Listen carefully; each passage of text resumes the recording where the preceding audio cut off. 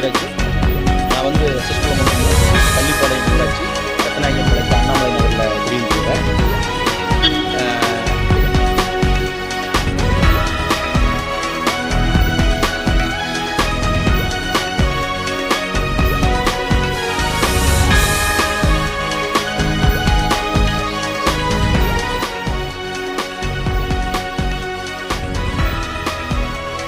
மாணிக்கராஜ். நான் வந்து எஸ்எஸ் ஒன்றியம் கள்ளிப்பாளையம் ஊராட்சி ரத்னாயகம் பாளையத்தில் அண்ணாமலை நகரில் குடியிருக்கிறேன். என்னோடய பையன் வந்து சின்னவர் பிரதீப் அப்படின்னு பேர். நேஷனல் மாடலில் கடந்த 2 வருஷமாக வந்து ஹாஸ்டலில் தங்கி படிச்சுட்ருக்காரு.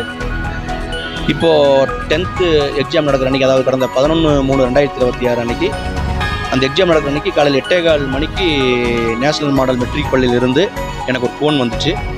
அதில் உங்கள் மகன் பிரதீப் நன்றாக இருக்கிறான், ஆனால் தேர்வு எழுது வர ரொம்ப பண்ணுறான், நீங்கள் நேரில் வர முடியுமான்னு கேட்டாங்க.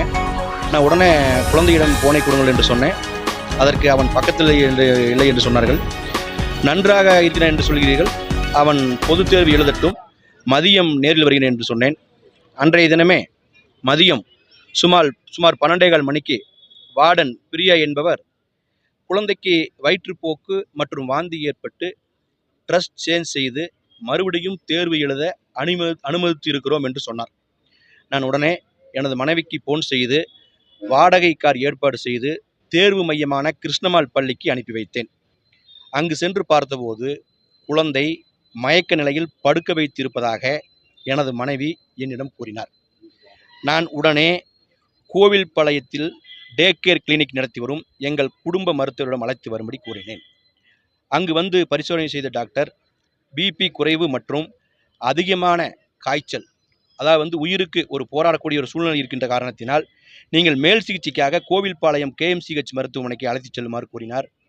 அங்கு சென்று குழந்தையை பரிசோதனை செய்த டாக்டர்கள் 2 கால்களிலும் கடுமையான இரத்த காயமும் சீல் பிடித்து இருப்பதாலும் அதிகமான காய்ச்சல், இரத்த அழுத்தம் குறைவாக இருப்பதாலும் தீவிர சிகிச்சையில், அதாவது ICUவில் வைத்துத்தான் சிகிச்சை அளிக்க வேண்டும் என்று கூறினார்கள். நானும் அதற்கு ஒப்புக்கொண்டேன். அதன் பிறகு கடந்த 14/3/2026 மதியம் சுமார் 3 மணி அளவில் 2 கால்களிலும் அறுவை சிகிச்சை செய்யப்பட்டது. அதன் பிறகு கடந்த 15/4/2026 தொடையில் இருந்து சதை எடுத்து 2 கால்களிலும் பிளாஸ்டிக் சர்ஜரி செய்யப்பட்டிருக்கின்றது. குழந்தையை விசாரணை செய்ததில் நேஷனல் மாடல் பள்ளியின் கணித ஆசிரியை புஷ்பவள்ளி என்பவர் சிக் ரூமில் படுக்க வைத்து கடுமையாக தாக்கியுள்ளார் என்ற உண்மை நிலை எங்களுக்கு தெரிய வந்தது. இது தொடர்பாக நாங்கள் பீளமேடு காவல் நிலையத்தில் தகவல் கொடுத்தோம். அவர்கள் இது 2ஆம் தேதி நடந்துன்னு சொல்கிறீங்க உங்கள் பையனை, நீங்கள் வந்து இன்றைக்கி வந்து 15ஆம் தேதி எடுக்கிறீங்க, தமாசா இருக்குன்னு சொல்லி அவங்க அந்த வழக்கை எடுத்துக்கல. அதுக்கப்புறம் 100க்கு நான் தகவல் செஞ்சு பண்ணதுக்கப்புறம் கடந்த 15ஆம் தேதி ஒரு தலைமை காவலர் வந்து பையன் கூட்ட ஸ்டேட்மெண்ட் எடுத்துகிட்டு போயிட்டு CSR தான் போடுறாங்க. CSR போட்ட தலைமை காவலர் நைட்டு 10 மணிக்கு கூப்பிட்டு FIR போட்டாச்சுன்னு சொல்கிறாரு. ஆனால் அதுக்குள்ளே என்ன நடந்துச்சு எங்களுக்கு தெரியல. FIR போடல, CSRோட தான் நிற்குது. அதுக்கப்புறம் நாங்கள் என்ன பண்ணுறோம்னா, கடந்த 25/3/2026 மாநகர காவல் ஆணையர்கிட்ட போயிட்டு இந்த மாதிரி பையன் அடிபட்டிருக்கான்னு பையனை வீல் சேரில் கூப்பிட்டு போய் அவர்கிட்ட ஒரு கம்ப்ளைண்ட்டாக கொடுக்குறோம்.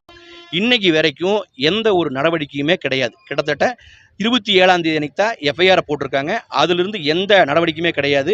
குழந்தை எங்களுக்கு மீண்டும் கிடைக்குமா என்கின்ற அளவுக்கு கடந்த 3 மாதமாக எங்களுடைய குடும்பம் மிகுந்த வேதனையிலும் அச்சத்திலும் இருந்து வருகிறது.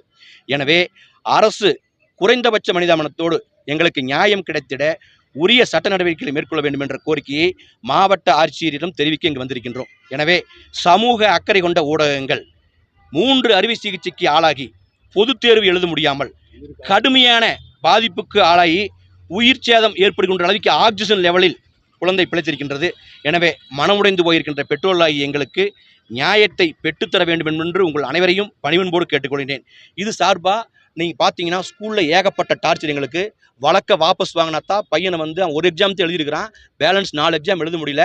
சப்ளிமெண்ட்ரி எக்ஸாம் எழுதுறதுக்கு நீங்கள் வழக்க வாபஸ் வாங்கணும்னு சொல்லி போட்டு ஏவோ வந்து சொல்கிறாரு எங்ககிட்ட. அப்போ எழுதினா மட்டும்தான் நீங்கள் வந்து உங்களுக்கு நான் வந்து சப்போர்ட் பண்ணுவேன்னு சொல்கிறாரு. அதுக்கப்புறம் CA கிட்ட போய் பாலமுரளி சார்கிட்ட நான் கம்ப்ளைண்ட்டாக கொடுக்குறேன். கம்ப்ளைண்ட் கொடுத்ததுக்கப்புறம் தான் எனக்கு வந்து TC கொடுக்குறாங்க. TCலையும் வந்து ஒழுக்கமாக இருக்கக்கூடிய பையன் 100% அட்டண்டன்ஸு குட்டுன்னு போடாமல் சாட்டிஸ்ஃபேக்டரின்னு போட்டு கொடுக்குறாங்க. என்னென்ன எங்களை வந்து மன உளைச்சலுக்கு கால் பண்ணணுமோ அத்தனை மன உளைச்சல்